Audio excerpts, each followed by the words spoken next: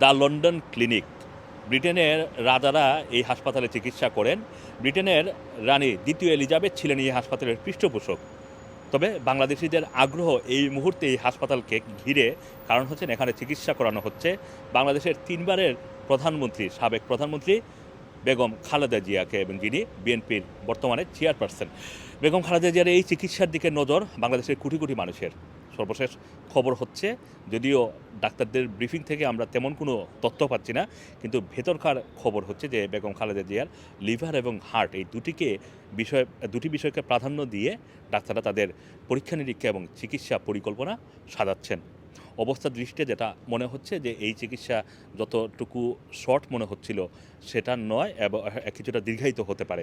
বেগম খালেদা জিয়ার আমরা আরেকটা বিষয় আমরা যেটা জানতে পেরেছি যে তার অবস্থাকে স্টেবল করাটাই হচ্ছে এই মুহূর্তে ডাক্তারদের প্রধান টার্গেট। মানে অবস্থা যাতে অবনতির দিকে না যায়, সেই কারণে তারা এটাই এখন প্রাধান্য দিচ্ছেন। তবে বেগম খালেদা জিয়া মানসিকভাবে কিন্তু খুব ভালো আছেন, কারণ দীর্ঘদিন পর তিনি পারিবারিক আবহে আছেন। তার 3 নাতনি তাকে সময় দিচ্ছেন। তার 2 পুত্রবধূ সার্বক্ষণিকভাবে তার সেবায় নিয়োজিত।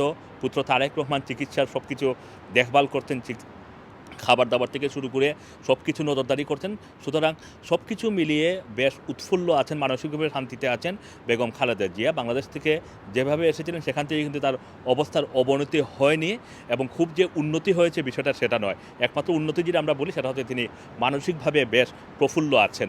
সুতরাং আপনারা জানেন যে ওনার যেই বয়স এবং ব্রিটেনে এই মুহূর্তে যে আবহাওয়া ঠান্ডা, সব কিছু মিলিয়ে তার এই মুহূর্তে তার মানসিকভাবে ভালো থাকাটাই হচ্ছে সবচেয়ে গুরুত্বপূর্ণ, এবং সেটাই কিন্তু এই মুহূর্তে তিনি আছেন।